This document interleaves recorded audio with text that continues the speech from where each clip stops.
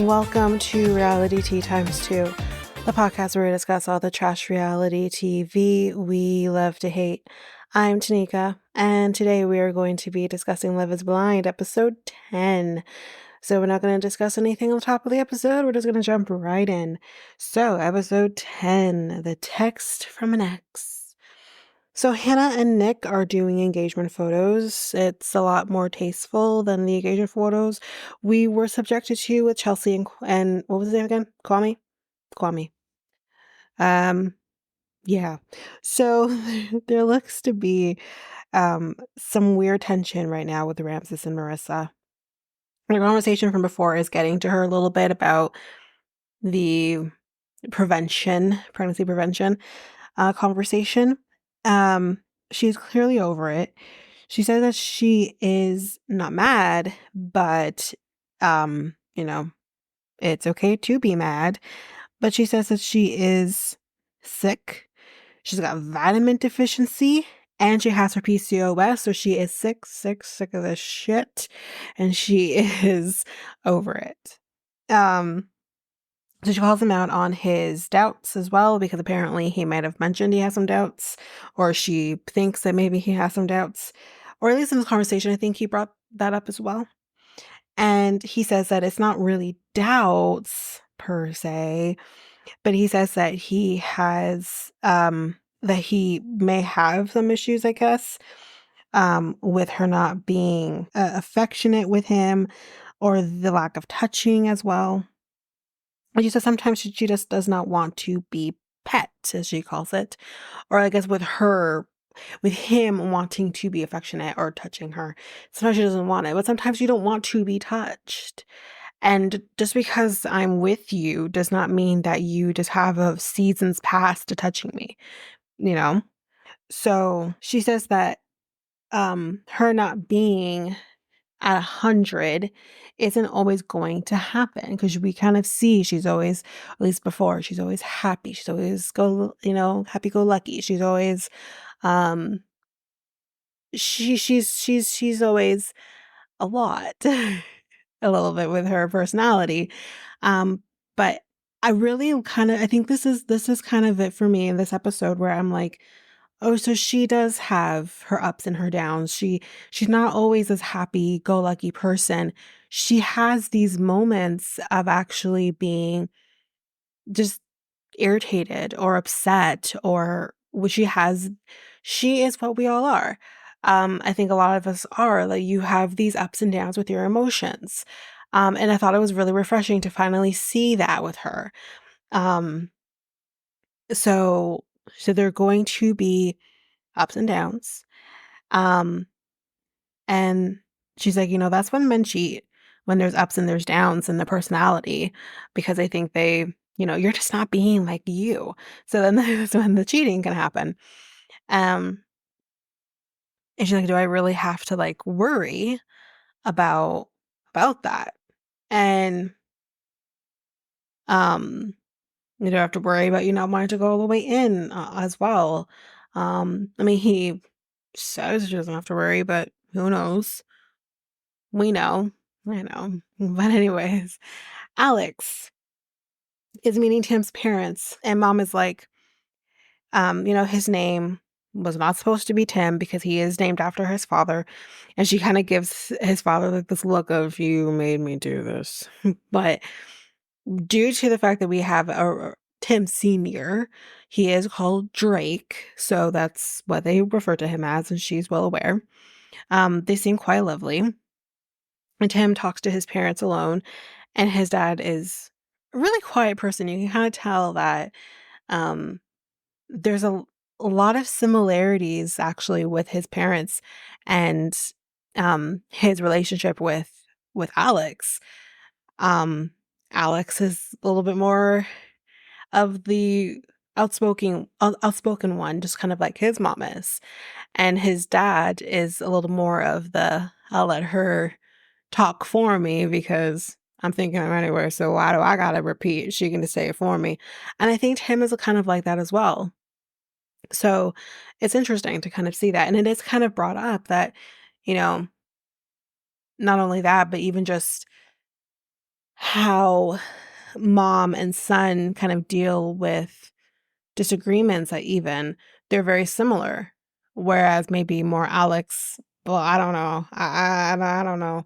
Well, maybe Alex is a little more like his dad, but I don't know, man. But this is based on what we kind of heard about their argument in Cabo. But anyway, but they say that we are for this. So tell us when we gotta be, where we gotta be, we'll be there. So spoiler alert. Um, we got Tyler and Ashley, and she says to him, "I don't hate you. I'm just disappointed," which I think is sometimes worse. Um, she says she wants to know more about kind of what's going on here, and he says, "My friend and her wife wanted a kid, and they couldn't afford a sperm donor, so he helped them, help them figure it out." And we've talked about it already. If you want to kind of hear more on that, it's in the last episode, towards the end there. I do talk about how much lying is happening in this situation. But anyways, so yeah, he said he helped them. But she says she's willing to try despite all of this. She's still not sure what she's going to do, with the wedding, whether or not she's going to say yes at the end, but she's willing to work on it. Garrett and Taylor go to have a letter or they want to have a letter writing station at their wedding because it seems to kind of be a big thing with their relationship, leaving notes for each other because they kind of aren't always in each other's presence all the time. They both have very busy schedules. So they both kind of want to have this writing station at the wedding because it kind of reflects on their relationship, which I thought was really, really sweet. Um, so his parents may or may not be showing up at the wedding because, again, they're really struggling with this whole situation. Anyway, Hannah, we're kind of talking here, I guess, with Nick and whatever. I don't know if this is remember with her friends or not. I don't think so. But I kind of wrote, those aren't icks. Like, whatever she was talking about, she's referring to them as having icks or the ducks. I don't know. But I'm like, those aren't icks. Those are just you being ridiculous. But um, she's getting on him at this point about not reading enough because apparently she likes to read a lot and he, I guess, may have said he wants to read more. And she's like really holding him to that. Just because you like to read a lot does not mean that he has to also do that. You can have your likes and dislikes and he can have his likes and dislikes. And sometimes those likes and dislikes are going to be opposite of each other. You know, I like to read. I like, whatever. My boyfriend is not much of a reader. He likes to watch sports all the time. No, thank you. But I don't have to, you know, like the sports stuff because he does, and he doesn't have to like to read books because I do. You can have these different views and still be in a fruitful relationship. This, again, just is another thing that shows me you're not ready for this. And I feel like that's just relationship 101. If you've been in past relationships, like you would learn this throughout that time. Like, what have you been doing? But he tells her that, I feel dumb around you. And again, yes, because she does treat him like an idiot. Um, he says, I want to be treated like an equal. She doesn't treat him like an equal. Um, and she kind of pretty much says that in this moment by saying, you will get treated as one when you act like one. Wow. She is a horrible person. Like, this is how you treat people in your life. And I'm sorry. She doesn't just do this with her partners. This has also been extended to family, friends. We hear that from Cade. We kind of see that with her parents, kind of saying, you need to lay off. She is not a nice person. And I'm sorry if you, eh, If you can't realize that and see that there are things you need to change within yourself first, and you think that it's only them, they're the problem, you should not be a wife nor even be in a relationship because you're yeah, no. Like, she's horrible. You don't talk to people this way. Um, she does then kind of say after that though, I don't mean to treat you um like that. I don't mean to do that. I'm like, yes, you do. You know exactly what you're doing. He's telling you you're doing it and you double down in it. You just dig yourself just a little further in to it. So it's not like you're doing it, passively and he says nothing to you and you have no clue you're doing it. You're, first of all, A, intentionally doing it so you know what you're doing. And secondly, he's telling you and you're still doing it. So, yeah. Tim tells Alex, you know, there are things that I don't appreciate. So there is some drama after the cameras shut off with meeting with his parents. He says, when the cameras turned off, you went to sleep. You went to go have a nap. And I'm like, ooh, why would you do that? And she kind of has like a reason for that, but I'm gonna say right here, like we'll get to what she says, and then I'll say my piece on it because I'm like, no, girl, you don't do that. But um, yeah, he said you went to sleep, and she says they came. Oh, sorry, he says they came all the way here to see you, and you do that. She says I was tired. Like, what do you want me to do? The adult thing to do here is, listen, girl, we're all tired. Okay. Okay. I've been awake at this point. It's what, noon? I've been awake for 5 hours. I woke up tired. Okay. I'm always tired. But you can't go, you have someone coming here to see you. You're supposed to be spending the day together or whatever, getting to know each other. And you're just like, okay, so I'm going to go take my nap. Peace. Like, that's not a normal adult thing to do. What is wrong with you? So she's like, I like my naps. Like, she's 2 years old. Again, we all like naps. I mean, I've never been a napper. I struggled with napping once I hit a certain age. I don't like to nap. I'm up. If I nap, I'm gonna suffer. Like, the only time you'll see me nap is if I really need to. Like, if I had to go to the hospital early in the morning and I didn't get any sleep even before I went to the hospital that morning, then we come home, I nap. That happened the last time I was at the hospital. So stuff like that, I will nap, obviously, because I didn't get any sleep. But other than that, like, I don't nap. I don't really do that. Like, if I nap during the day, something is wrong with me. That's me. But, like, my mom will nap. I know people who'll nap, like, whatever. Like, it's not a big deal. Everyone likes to have their naps, but you're grown. So there's not always going to be a time where you can have your nap. And I'm sorry, if your naps really determine how your day is going to go, and you literally plan your day around your naps, you're not a normal functioning adult. And I'm confused. Like, would she have done that with her family? Did you nap when your family showed up? Because I got questions. Like, seriously. Um, so yeah, she likes her naps. She said if that bothered you, I would have stayed up. Okay.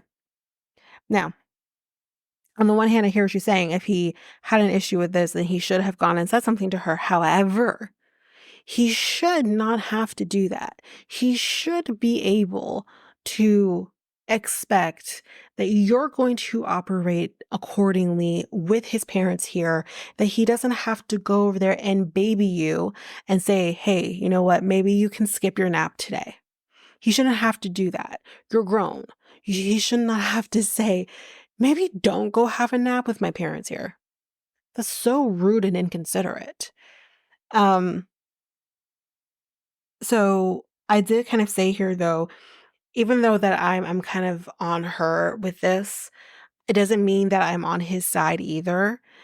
in the sense of how he talks to her in this moment. Their communication styles are just not, they do not mesh.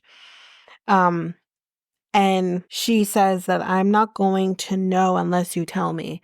Again, already said it. He shouldn't have to tell you that, there is company. You don't go have a nap with company in your house. You just don't do that. That's common sense. Um, she says, you expect me. But again, that's just in this scenario. I think in other stuff as well, I think that also does apply, though, that he doesn't always communicate things to her properly about how he's feeling or whatever. He doesn't communicate effectively. So I think that's also basically what she's saying as well. She says, you expect me to know, and that is not fair. And he tells her, if I have to make a decision today about the wedding and moving forward, he says his answer would be no.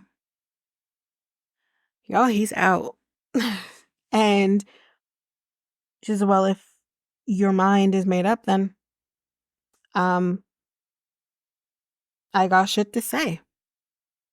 I got shit to say. And he's kind of like, okay, we'll say what you gotta say. She's like, okay, was your mind made up though? Like, this is it. We're breaking up. Your mind's made up. And he's like, yeah, say what you gotta say. So like they're done. But he's an asshole to her though as well. Like he's not very he is also not ready to be someone's husband, even though he thinks he is, because he doesn't have the emotional capacity to realize that not everything is going to go your way. But that doesn't mean because things don't get to go your way that you can just abandon ship. That's not a relationship. That's not a marriage. You need to be able to communicate and communicate your way through the problems. He's incapable of doing that. So because he's incapable of doing that, I don't think he's ready to be a husband. And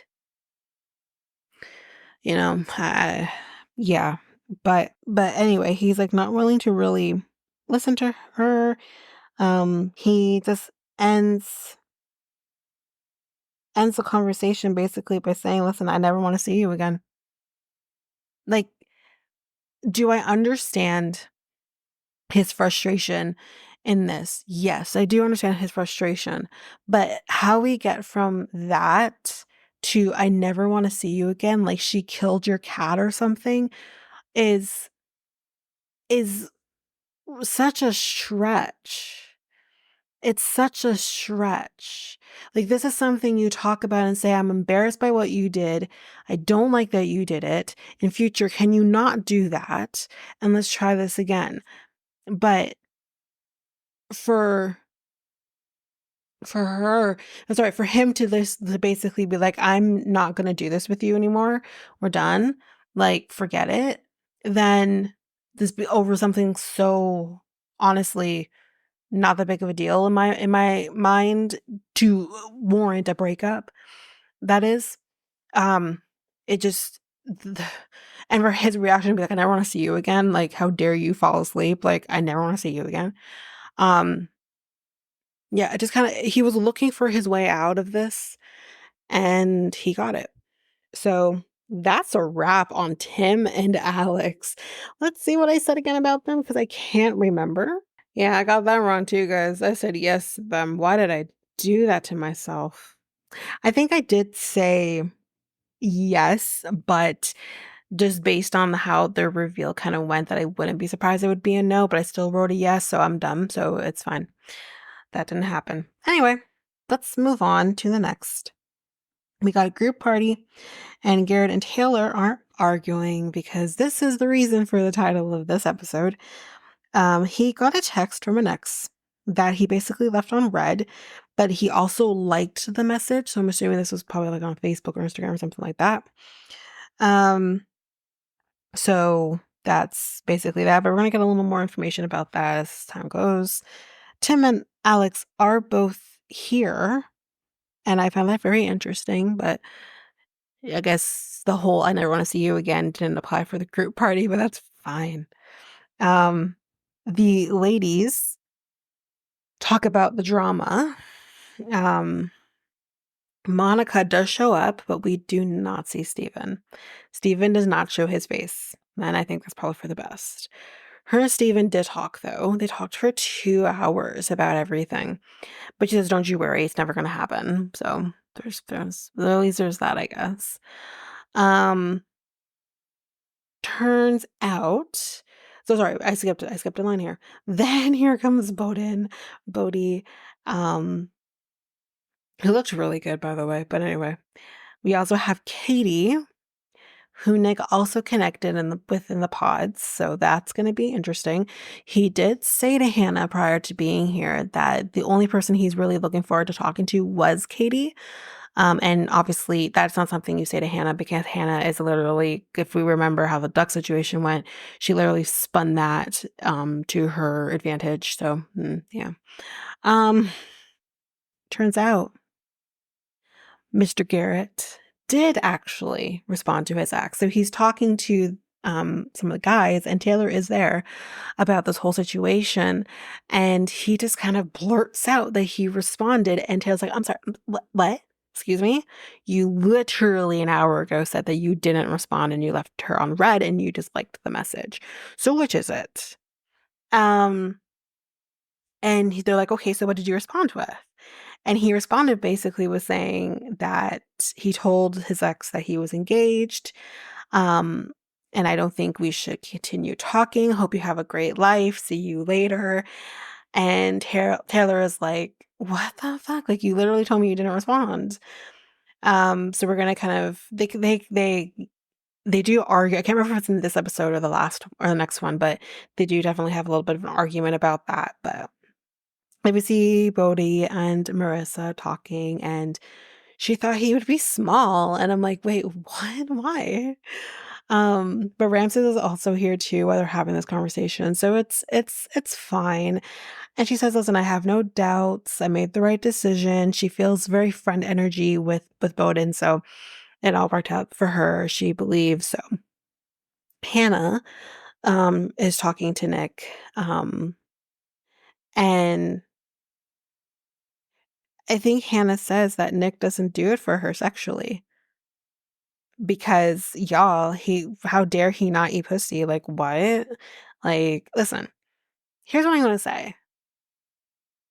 Number one, first of all, no man should expect that a woman will perform oral sex on him, sorry, if she wants to do it, that is her prerogative and you'll reap the benefits of that. But no man should ever expect that. And I think the same goes for women. No woman should expect that a man should perform oral sex on her as well. Not every man chooses to do it, and not every woman chooses to do it as well. So there should be no expectation that it should be happening. So someone getting upset that someone doesn't go down on them, it's just like, okay, if he's not going to go down on you, then there should be something else that he should be doing then in place of that. And that, maybe if he's open to doing it, you can work to that. But based on kind of what she says here, that he's not really open to doing that. So, like, you can't force him to do something he doesn't want to do because would you appreciate him wanting you to do something that you don't want to do? So, you know, I've been in relationships where that's not even so much relationships. I don't think I've ever really been in a relationship where that's like something that happens every single time. Um, like oral for me, but I've been with men who do, but it's up to them when they want to do it. It's up to them if they do it every day versus sometimes or special occasions. Like that's up to them. I don't steer that ship. Just like now, our relationship has been different, but even with oral on my end, I do when I want to. Whether you're gonna get it constantly or not or whatever, I run that ship. So it shouldn't be an expectation that I do it. Now, if you ask me nicely, then maybe I will. But, just to have, and I'm sure she's asked, but if he doesn't want to, then he doesn't want to. You can't force him to do it, but he should be doing maybe something else in place of it. Whatever that is. But it's just But again, on the other hand, that aside, if he isn't doing it for her sexually, then maybe he isn't the one. Because I think sex is important. If you're not going to be sexually compatible, then that's something that needs to be addressed. But also sex can be taught. As long as the student is willing to learn, right? But anyway, again, her having this conversation with her friends versus having this conversation with him isn't helpful. It's not going to help your sex life if you're not having that conversation with him as well. Um, she also says that he does not communicate. I think he doesn't even want to talk about sex, so that's a problem. Um, but you should, as far as I'm concerned, if you cannot be communicative about sex, then that's a problem as well. That's a red flag. And in my book, like, it just is. But Nick and Katie are now talking. And while it's happening, you get to see Hannah drilling a hole into the whole thing. Because throughout this, Katie is constantly, oh, Nick is so hot. Nick is that, blah, blah, blah. And Hannah has a problem with her saying that. She's like, she's supposed to be my best friend. And I'm like, girl, you just met her. Like, she's not your best friend. She's gonna be shit. But if you have zero trust in the people who are supposed to be closest to you, then what does that say about you? Because I don't think Katie did anything wrong. I don't think Nick did anything wrong in this conversation. I think they handled it quite well. And it's more about you and how you feel about it.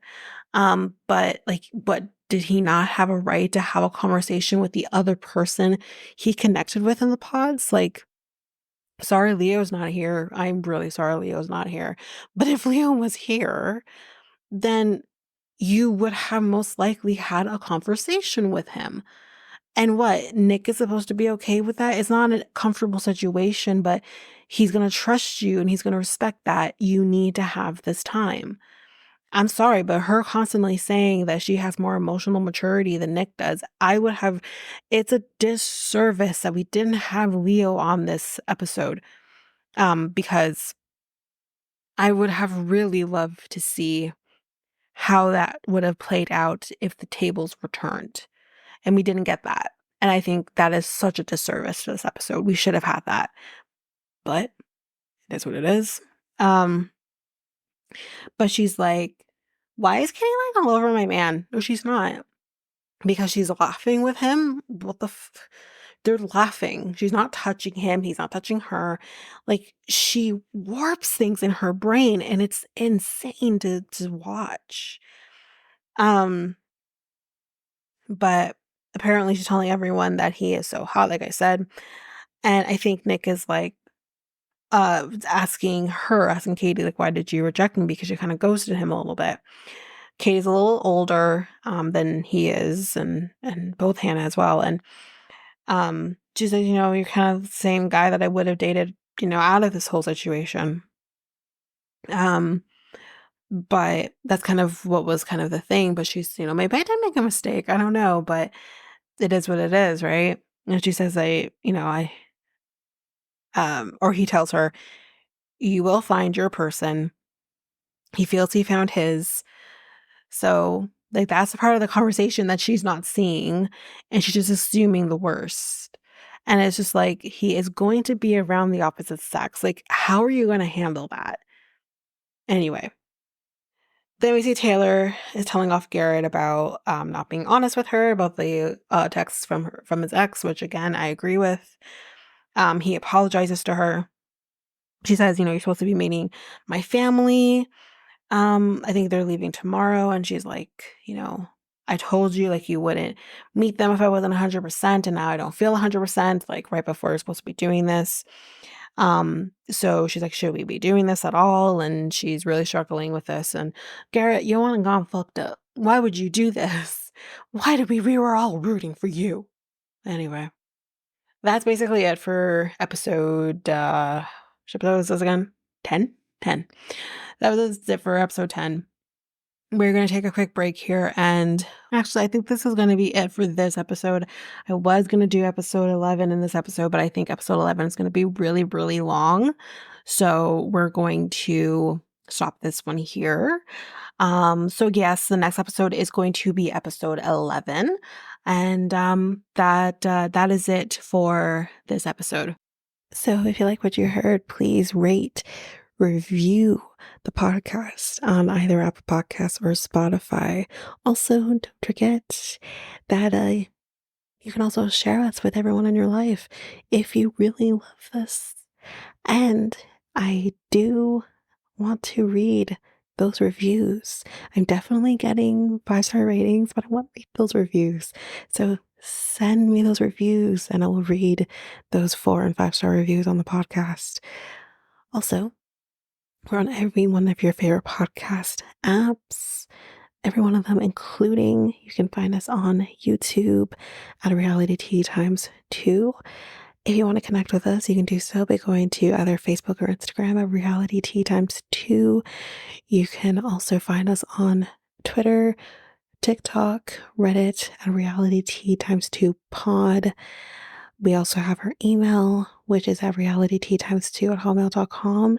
Definitely want to hear from you guys.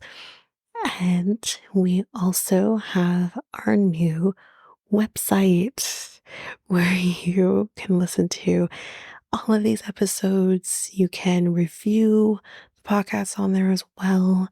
You can connect with me in any way, all the stuff. It's all there. And you can find me there at www.realityteatimes2, all spelled out, .podpage.io. It's there. And don't forget, I also have my other podcast with my friend Mikkel, Next Take Podcast, where we talk about all kinds of different topics. But you can find us on any of your favorite podcast apps over there as well. Or you can also go to YouTube and you go to Next Take Podcast, as well as our website, which is solo.to/Next Take Podcast. So yeah, there's that, and that's basically that. And again, don't forget, if all of this information is overwhelming, we do have all of the links, everything in our show notes. But that is it for now, guys. Thanks. Bye.